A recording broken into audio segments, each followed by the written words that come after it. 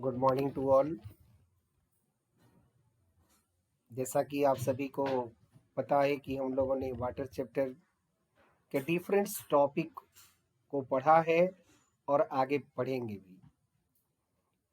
इसके पहले के वीडियोस की मैं थोड़ी सी इंट्रोड्यूस कर दूं तो आप सभी को मैंने बताया है, वाटर की इम्पोर्टेंस बताया था। तो इम्पोर्टेंस क्यों, इसकी इम्पोर्टेंस बढ़ जाती है? जैसा कि आप सभी को पता है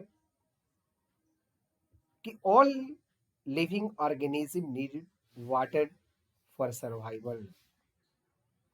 वे उनकी सर्वाइवल के लिए सभी को वाटर नेसेसरीज है। जैसा कि हम सभी को और भी पता है कि हमारा बॉडीज में भी वो लगभग 70% वाटर ही है। पूरी वेट का 70% वाटर ही है। और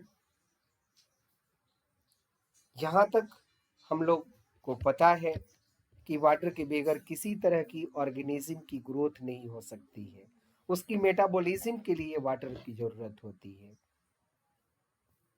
खाना है तो उसको डाइजेशन करने के लिए, एक्सक्रिएट मटेरियल को पास आउट करने के लिए नीड होता है वाटर की। इसकी डिस्ट्रीब्यूशंस के विषय में मैंने बताया कि ये हर एक जगह इक्वलिटीज इसके डिस्ट्रीब्यूशंस नहीं है। और एनिमल्स के लिए भी मैंने इसकी इंपॉर्टेंस बताया।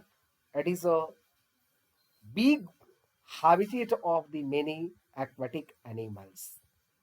बहुत सारे ऐसे एनिमल्स को आप जानते हैं जो वाटर में रहते हैं और वाटर में ही उनकी ब्रीडिंग होती है, वाटर से ही अपनी फूड को लेते हैं। तो बच्चे, आप सभी को पता है इसकी इम्पोर्टेंस कितनी है। आज की नेक्स्ट टॉपिक के तौर पे हम लोग जानेंगे importance of water for plant. इसके पहले एनिमल की इम्पोर्टेंस हम लोगों ने जानकारी किया था। आज हम importance of water for plants को विषय में जानेंगे। Plants require the various nutrient for their the proper growth. जैसा अभी बताया है कि प्लांट्स को बहुत सारी न्यूट्रिएंट्स की जरूरत होती है अपनी ग्रोथ करने के लिए। This nutrient gate the dissolve in water present in the soil. और वे न्यूट्रिएंट्स जो है वाटर में डिसॉल्व होते हैं और वो डिसॉल्व होकर के सॉइल में वे पाए जाते हैं, जिसको वे प्लांट्स लेते हैं और अपनी ग्रोथ करते हैं। Plant absorb water from the soil with the help of their the root. आपको पता है कि वे रूट की मदद से प्लांट जो है अब वाटर का एब्जॉर्ब करते हैं जो सॉइल में पाए जाते हैं। Plant need water for the photosynthesis. मतलब पाने के लिए भी प्लांट को वो वाटर की जरूरत पड़ती है। Plants require water for the germination of the seed. Seed की जर्मिनेशन करने के लिए भी वाटर की नीड होता है, रिक्वायरमेंट होता है। बच्चे, आप यहाँ वीडियोस के माध्यम से देख रहे हैं aquatic plants. Water is a habitat of the many plants. मैंने अभी बताया भी था आपको, इंट्रोडक्शन में बताया कि बहुत सारे ऐसे प्लांट्स और एनिमल्स हैं जिनकी हैबिटेट जो है वो वाटर ही होता है। We call such plants are the aquatic plant. तो यहाँ एक्वेटिक प्लांट्स की डिफिनीशन में एक बार फिर से बता दूं कि the plants which are the life in a water और on the water। वो वाटर की सरफेस पर भी पाए जाते हैं और वाटर के अंदर भी पाए जाते हैं। These are the habitat, that means water is a habitat of for the many plants। For example, water lily, hyacinth, duckweed, water lettuce, these are the example, good example of the aquatic plant। तो आपसे question की जाएगी कि give the 3 example of water plant और aquatic plant. तो आप आसानी से इसकी जवाब आप देंगे। Water lily, hyacinth, duckweeds are the good example of the aquatic plant. Now we are discuss the ways of the drawing out ground water. हम लोग अब डिस्कस करने जा रहे हैं, मतलब इसको अंडरस्टैंड करेंगे, समझेंगे कि किस तरह से हम लोग ग्राउंड वाटर से पानी को बाहर निकालते हैं। तो इसकी एक्सप्लेन में देखें कि ground water can be the drawn out in many ways. Then earlier peoples used to draw groundwater from the step well। आप वीडियोस के माध्यम से देख रहे हैं, it is a step well. Step well, ये इसमें स्टेप बनी हुई है, दैट मीन्स भी वो सीढ़ी बनी हुई है, और ये सीढ़ी की मदद से लोग पानी को निकालने के लिए इसकी लेवल तक पहुंच जाते हैं। जैसे जैसे पानी ऊपर की ओर आता है, उसकी स्टेयर से वे लोग ऊपर की तरफ से ही वो वाटर को ले लेते हैं। लेकिन यहाँ आपको दिखाई दे रहा है कि अंडरग्राउंड है, बहुत नीचे की तरफ वो वाटर का लेवल है, तो इस स्टेयर से लोग नीचे की ओर जाते हैं और वहाँ से वाटर को खींचते हुए वे ऊपर की तरफ आ जाते हैं। तो बच्चे यहाँ ध्यान देंगे कि स्टेप वेल, यह क्या है step well. In earlier time, बहुत पहले पुराने जमाने में लोग इसी तरह की जो वेल खुदाई की जाती थी और उसकी कंस्ट्रक्शंस की जाती थी, जिसके अंतर्गत क्या था, स्टेप होता था।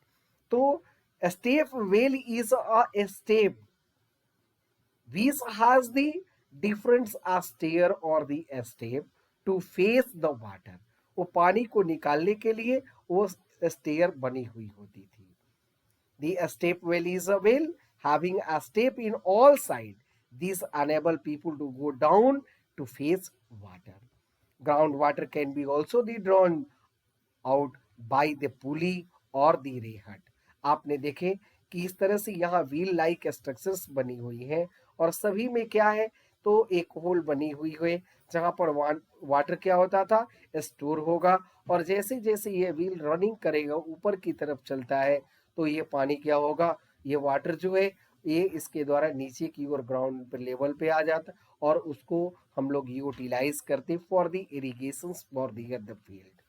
अपनी फील्ड को एग्रीगेट करने के लिए इस रहट और पुली का यूटिलाइज किया जाता था। लेकिन आज इसकी संख्या बिल्कुल ही कम हो गया है, 9 के बराबर है। वाटर सप्लाईज, ये आपका चैप्टर नंबर 7 की ही पार्ट है ये। Water supplies, there are the many ways to supply water in cities. There are the well plant water supply system that the supply water to homes and office in a cities. शहरों में क्या होता है, शहरों में इसी तरह से वो वेल प्लांट सप्लाई सिस्टम होता है, जो पाइप के माध्यम से वो क्या होगा, हर एक जगह, हर एक होम में, हर एक ऑफिस में, हर एक इंडस्ट्रीज में उस तरह से उस पाइप के माध्यम से वाटर की सप्लाई की जाती है। In a system, the river water is usually purified in a treatment plant and then the sent to office, home throughout the network of the pipe and the pump। कहते हैं कि इस system के द्वारा river water को पहले क्या किया जाता है कि उसको प्यूरिफाइड की जाती है, उसके ट्रीटमेंट की जाती है, और देन उसको सेंड किया जाता है by the through the network of the pipe और द पंप। उसको पंप और पाइप के माध्यम से ऑफिस और होम तक पहुंचाई जाती है। Such system are the also being the used in a many village. आज के डेट में जल धन योजना के तहत भारत सरकार ने आज इसकी यूटिलाइज किया है। हर एक जगह जन धन योजना, जल, तो ये जल की योजना जो है भारत सरकार आज के डेट में, बिहार सरकार भी हर एक गांव में, हर एक गली तक वो पानी की सप्लाई करने के लिए इस सिस्टम को यूटिलाइज करते हैं। इसके तहत लोगों तक पहुंचाने का काम भी किया जाता है। तो आज हम लोग देख रहे हैं, नेक्स्ट जो है पार्ट है सोल्यूबल सब्सटेंसेस। तो सोल्यूबल सब्सटेंसेस ये आपका नेक्स्ट चैप्टर की पार्ट है। बच्चे ध्यान से इस चीज को देखेंगे कि when a substances the completely dissolve और मिक्स इन अ वाटर। कहते हैं कि कोई भी सब्सटेंस है जो मिक्स कर जाता है या वाटर में डिसॉल्व कर जाता है, दैट मीन्स घुल जाता है, such that the particles is not visible, और उस पर की पार्टिकल दिखाई नहीं पड़ता है। मैं आपको एक एग्जांपल बता रहा हूं कि आप यदि वाटर में शुगर डाल करके उसको स्टेयर कर देते हैं तो शुगर क्या दिखाई पड़ता है क्या? तो आप इसकी तुरंत जवाब देंगे इट इज नॉट विजिबल।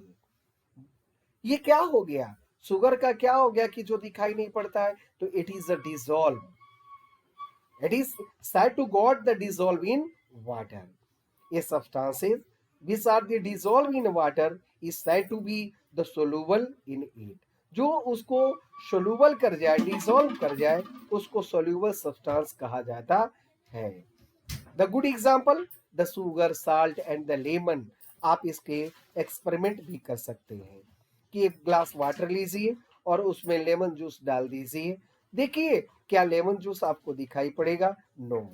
आप कहेंगे कि as like a water, as like a water. तो आइए हम लोग इसको में देखें, इसको समझें, अंडरस्टैंड करें कि soluble and solute, soluble and solute. When a substance is dissolved completely, यदि substance completely dissolve कर जाए in any medium, we get a solution. और जब घुल जाएगा तो उसको हम लोग बोलते हैं क्या है कि यह solution है। Thus, with the mixing sugar in water, we get a solution of water. आपने क्या कहा? जैसे शरबत, हम लोग इसको भोजपुरी में बोलते हैं शरबत, शुगर और वाटर की जो मिक्सिंग कर दिया जाता है, शुगर डिसॉल्व कर जाता है, तो इसको कहते हैं हम लोग क्या चीज भोजपुरी में कहते हैं कि इसको कि ये सॉल्यूशन है किसका? ये शरबत है। The substances get the dissolve in a medium to form a solution is called solute. और जो वाटर में डिसॉल्व होता है, मतलब जो मटेरियल घुलेगा, that means be sugar, salt, lemon, these are the material which are the soluble in water. So the sugar and salt are the solute. The medium in which the substances dissolve is called the solvent. और जिसमें वो घुलेगा, that means भी sugar किसमें घुलेगा? तो water में घुलेगा. So water is a solvent. Water is a solvent. In above explanation, the water is the solvent, whereas the sugar, salt and the lemon juice are the solute. आप इस activities को आप अपने घर में करें, एक छोटी सी वीडियो भी बनाएं करते हुए, और अच्छा रहेगा। मैं इसके विषय में आप लोग को बता रहा हूं, यहाँ एक एक्टिविटीज दिखाया गया है, मतलब इस एक्टिविटी को आपको करना है, एक वीडियो बनाना है, ताकि इस वीडियो को मैं ऊपर की तरफ, दैट मीन्स भी मैनेजमेंट ऑफ द डीएवी को मैं भेजूंगा। मैं देखूंगा कि हमारे क्लास से, दैट मीन्स भी सेक्शन सी और सेक्शन ई के बच्चे कितने एक्टिव हैं। इस तरह की एक आप पॉट लेंगे, एक खाली पॉट है, आप देख रहे हैं, और जो ट्रांसपेरेंट हो, ये जरूरी नहीं है कि ये प्लास्टिक की बनी है कि ग्लास की बनी हुई है, लेकिन ये जरूरी है कि वो ट्रांसपेरेंट होना चाहिए। आप उसमें क्या कर लिया?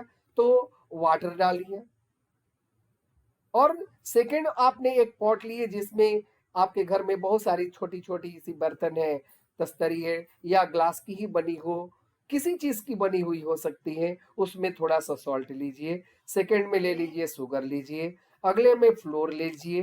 फ्लोर समझ रहे हैं बच्चे? यदि नहीं समझ रहे तो आटा, गेहूं का जो पाउडर जो होता है वो क्या है? फ्लोर है।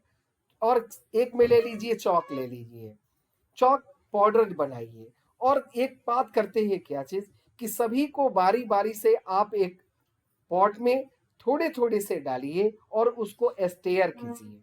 क्या करना है? स्टेयर कर देना है। आप देखिए, तो आप देखेंगे क्या कि salt are the dissolve in it, sugar is also dissolve in it, flour is not dissolve. ये डिजॉल्व करेगा, लेकिन कुछ समय के बाद में वो सेडिमेंट होकर के उसके नीचे एक परत बन जाती है। सो ये it is not completely dissolve. chalk powder is also the completely not dissolve, ये completely dissolve नहीं होगा। they are the particles is the moving। ये एक्सपेरिमेंट मैं अपने क्लास के लिए आपको दोहरा रहा हूं, ये मैं बार बार बोलूंगा, ये कल भी मैं आपको समझाऊंगा कि इस एक्टिविटीज को आप कीजिए।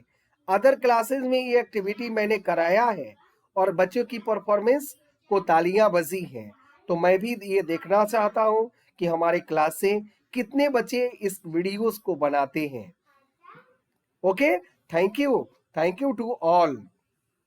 उम्मीद है कि आप लोग को ये वीडियो बहुत ही पसंद आया होगा और समझ में आ गया होगा। समझने के बाद आप इसकी इनसाइड क्वेश्चन लिखें और एक्टिविटीज को करें।